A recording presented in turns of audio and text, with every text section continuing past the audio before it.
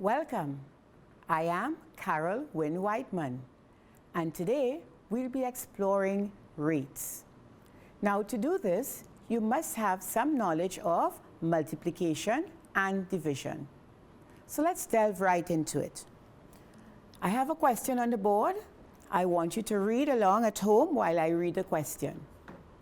Miguel bought 4 pens at a total cost of $18. What is the cost of 10 identical pens? I'll read it again. Miguel bought 4 pens at a total cost of $18. What is the cost of 10 identical pens? I have set out here a representation of that question. The pink represents the pens, and the green, the 18 green, represents the money. So let's see. The 4 pens cost $18, 4 more pens cost $18, and 2 pens will cost half of the 4, which is half of the 18, which is 9. So when I count out my pens, I have 4 and 4, 8 and 2, 10. And when I count my money, I have 18 and 18 and 9, which brings us to $45. Let's check. 18, 18 and 9. Let's count. 18, 16, 16 and 9 is 25. 1 and 1, 2 and 2, 4. Therefore, our 10 pence will cost $45. Let's do that another way. We can take that same information and represent it on the board. 4 pens, they cost $18. 4 more pens will also cost $18. And 2 pens will cost $9, which is our $18 divided by 2. So when we add up our pens, 4 and 4, 8 and 2, that will be 10 pens, and they will cost, again, when we add, we will get $45. Let's review. 4 pens cost $18. 4 more pens will cost $18, and 2 pens will cost $9. So therefore, our 10 pens will cost $45. So we are comparing our pens with money. But there's also a third way we can do that same sum. This is where our multiplication and division comes in. If 4 pens cost $18, we can use our unitary method. And you would remember that unitary comes from the word unit, which means 1. So our next step will be to find for 1 pen. Our 1 pen, of course, must cost less than 4 pens. So we are going to take our $18 and divide it by 4. Let's do that again. If 4 pens cost $18, 1 pen must cost less. So we are going to divide 18 by 4.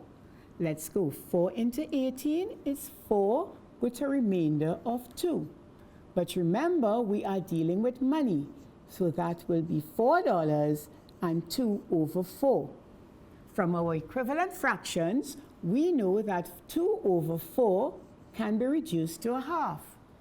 And we further know that half of $1 is 50 cents. So 1 pen will cost us $4.50. Let's review. If 4 pens cost $18, 1 pen will cost $18 divided by 4, which comes up to $4.50. Therefore, our 10 pence must cost Yes, 10 pence must cost more than 1 pen. So we are going to take our $4.50 and multiply it by 10 to give us $45. So we have three ways that we can do this one rate sum. We can use our objects to represent our pens and our money, or we can work each section separately, or we can do it the unitary method. It's your choice. Whichever one you're comfortable with, you can go right ahead.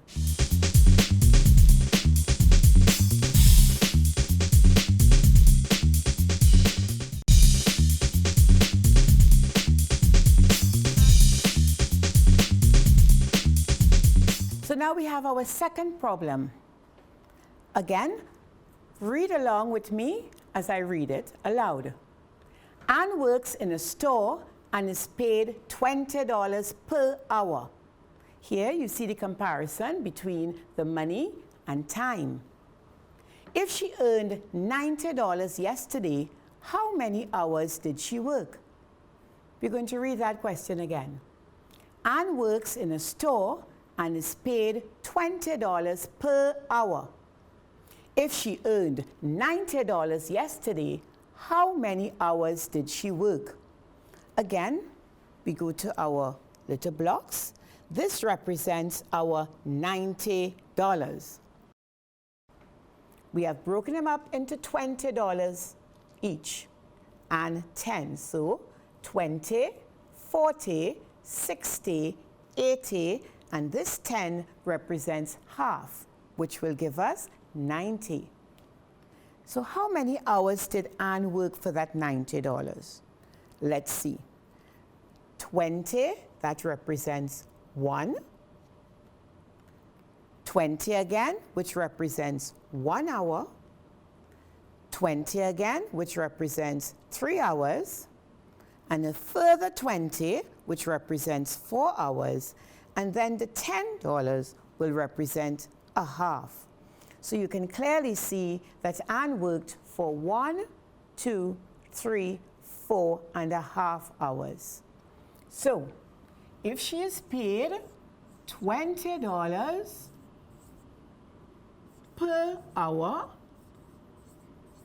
we understand that the word per means for every hour, and she earns $90 in all, then we can work that for every hour, for the $90, we will divide 90 by the 20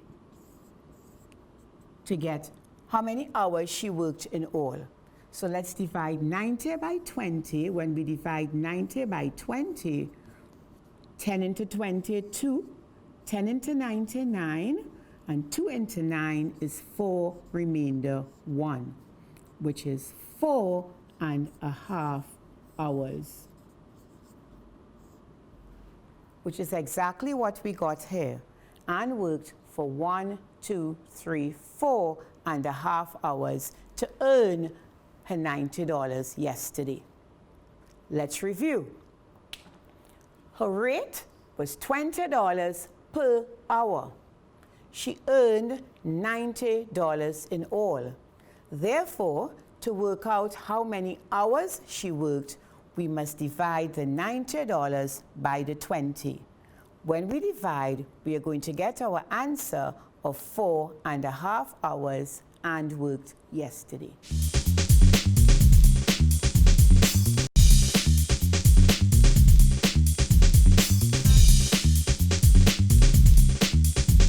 Now we are going to move on to a different type of rate question. Again, I ask you to read along with me as I read the chart.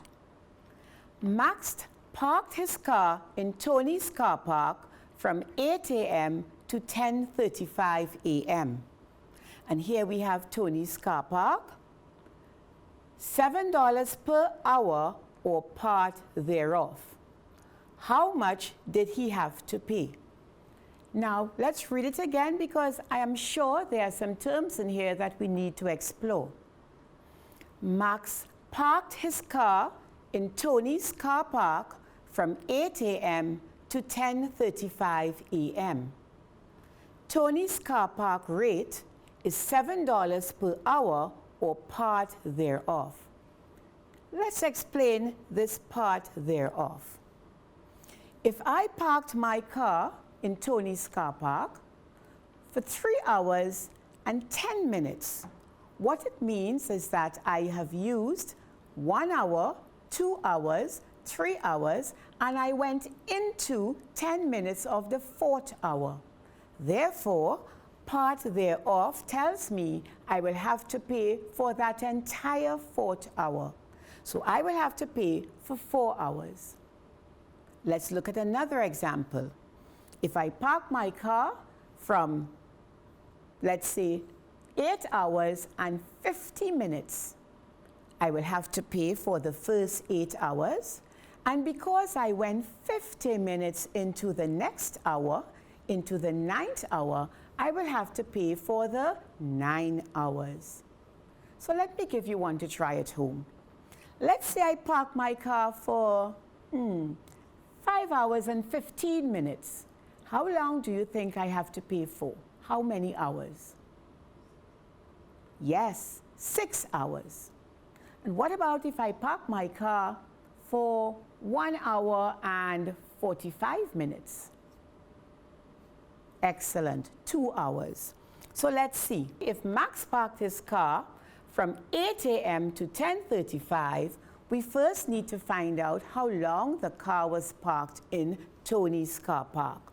So let's go from 8 a.m. to 9 a.m. So he will pay for 1 hour. Then he parked it from 9 a.m. to 10 a.m., which means he has to pay for another hour. And then from 10 a.m. to 10:35 a.m., you tell me. Yes, he will have to pay for that entire hour, which means that he will have to pay for 1, 2, 3 hours. Let's see if we have this right. Because he parked his car from 8 a.m. to 10:35 a.m., we have to find out how long the car was parked in the car park. So we are counting from 8 a.m. to 9 a.m. That's 1 hour that he has to pay for. From 9 a.m. to 10 a.m., he has to pay for that full hour. And then from 10 a.m. to 10:35, that's where our part thereof comes into play. Since he went into the 3rd hour, he has to pay for the entire hour, which means that he has to pay for 3 hours. But remember, the rate was $7 per hour. So it means that Max has to pay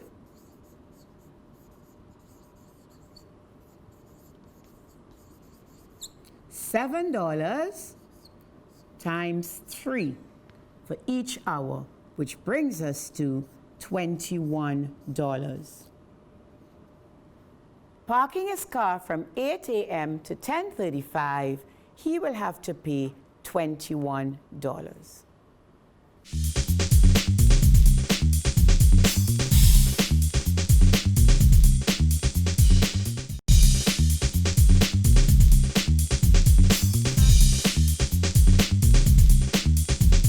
Now, boys and girls, we are going to look at a different aspect of rate. Again, read along with me at home. Leroy is paid $40 per hour for the first 8 hours he works and double time for any extra hours worked.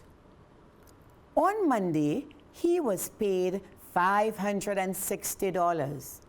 Calculate the number of extra hours worked. Let's look at this again. Leroy is paid $40 per hour for the first 8 hours he works, and double time for any extra hours worked. On Monday, he was paid $560. Calculate the number of extra hours worked. Again, a rate question. We are going to compare money with time. But let's look at the important information in this question. We know he was paid $40 per hour. We know that was for the first 8 hours. And we have a term here, double time, for any extra hours worked. Let's explore that term, double time. What does that mean? What it simply means is because Leroy worked extra time, he will be paid extra.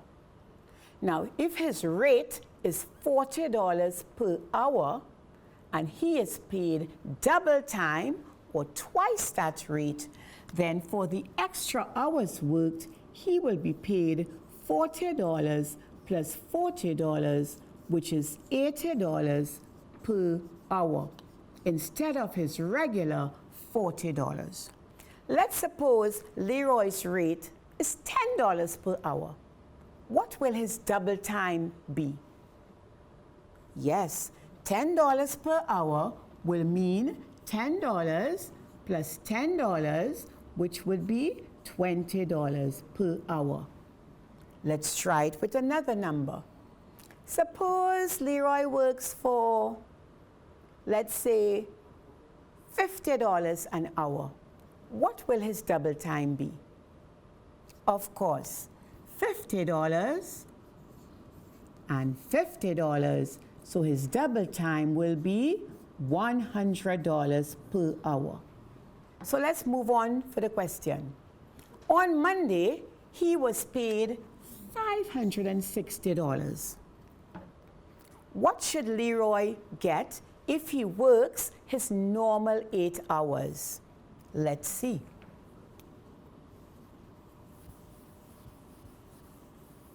If Leroy is paid $40 per hour,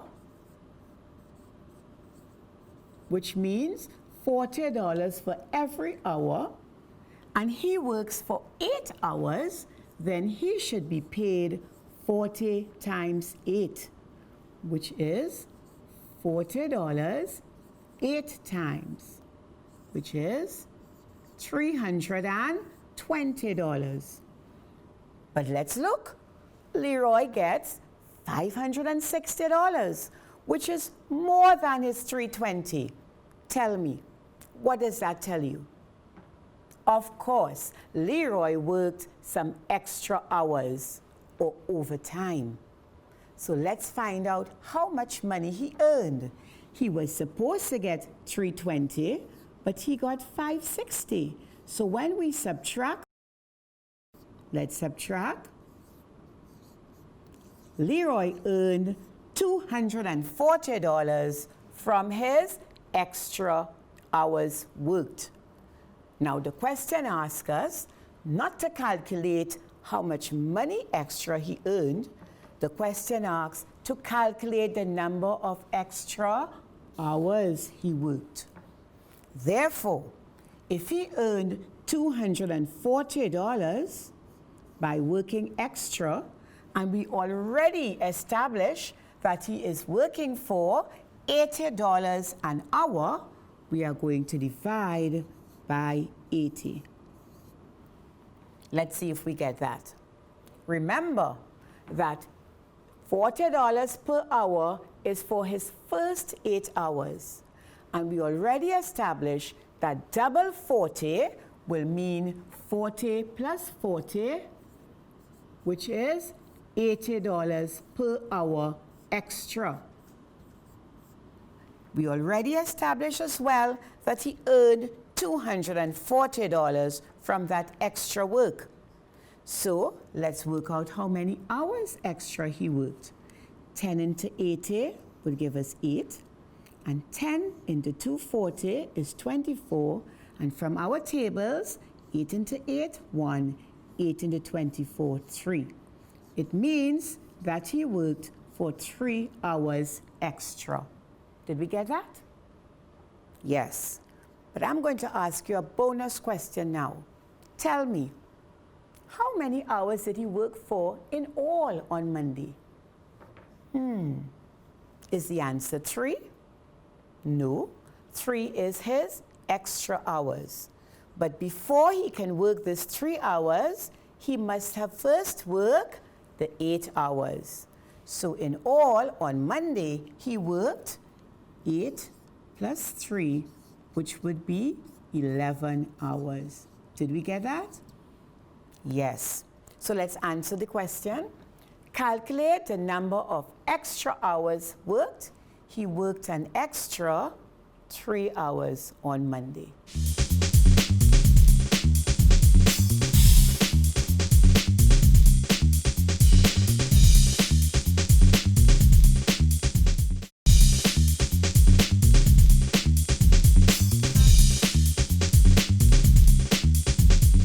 Let's go to our final question on rates. Again, read along with me as I read it aloud. Sam needs 6 shirts. Each shirt costs $120. We have 2 stores option for Sam. The first store, buy 2 and get 1 shirt free. The second option, he can buy 1 and get the second one at half price. From which store would you suggest he purchases the shirts?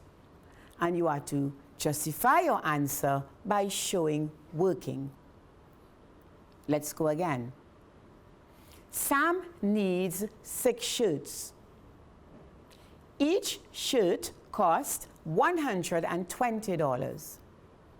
Store A sells the shirt, buy 2 and get 1 free. At store B, you buy 1 and get the second one at half price. From which store would you suggest he purchases the shirts? And justify your answer by showing working. Let's see what information we have. First piece of vital information is that Sam needs 6 shirts. And the cost of 1 shirt is $120. So we need to compare the 2 rates for both stores. So let's go. Store A.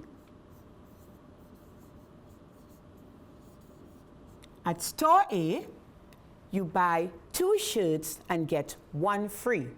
Remember, each shirt costs $120. So my first shirt cost $120. My second shirt also cost $120. And my third shirt is free. So at store A, I am going to pay $240 for 3 shirts. Let's see if we get that. At store A, we buy 2 and we are getting 1 free. So the first shirt costs $120. Another shirt costs $120. And because I'm buying 2, I will get the third one free. So if I go at store A again, I need to get 3 more shirts. It will cost me another $240. Therefore, at store A, my 6 shirts will cost me $240 and $240, which is $480. I want you to pay specific attention to this word here, needs. The sum does not say that Sam has to buy 6 shirts. It says he needs to get 6 shirts. If Sam were to buy 6 shirts, then he will get 3 free, which means he will end up with 9 shirts, but he only needs 6. Therefore, pay particular attention when you read the question that you understand what the question is asking. Again, he buys 1 shirt for $120, the second shirt for $120, and because he's buying 2, he's going to get the third shirt free. So it comes as if he's buying the 3 shirts for $240. Therefore, if he buys 2 more, he will get the third one free, and therefore the 6 shirts will cost $480. Let's look at his second option, Store B. Store B offers, if you buy 1 at $120, you get a second one at half price. Let's put that down. So the first shirt is going to cost you $120. And if you buy the second shirt, it will be half of $120, which is $60. Therefore, at Store B, you can get 2 shirts for a combined price of $180. Let's run that again. At Store B, you buy 1 at $120, you get a second one at half price. So if I buy 1 shirt at $120, my second shirt I am getting for $60. So I am buying my 2 shirts for $180. But Sam needs 6. Therefore, I'll get 2 again. I shall pay another $180, and for the next 2, $180 again. So in all, I will have to pay $540 for the 6 shirts at Store B. Comparing the 2 prices, I would suggest that Sam buys his shirts at Store A, where he will have $480 for the 6 shirts, while at Store B, it will cost him much more, $540 for the same 6 shirts. So you can see, boys and girls, that rate is very critical in our everyday lives. It will make us make wise choices when purchasing items. We can work out our car park rates, and we can also work out how much money we spent buying various goods. I hope that during the day and as the days go on, you look around you to find where you can use rates in your everyday life. Keep on working and have a blessed day.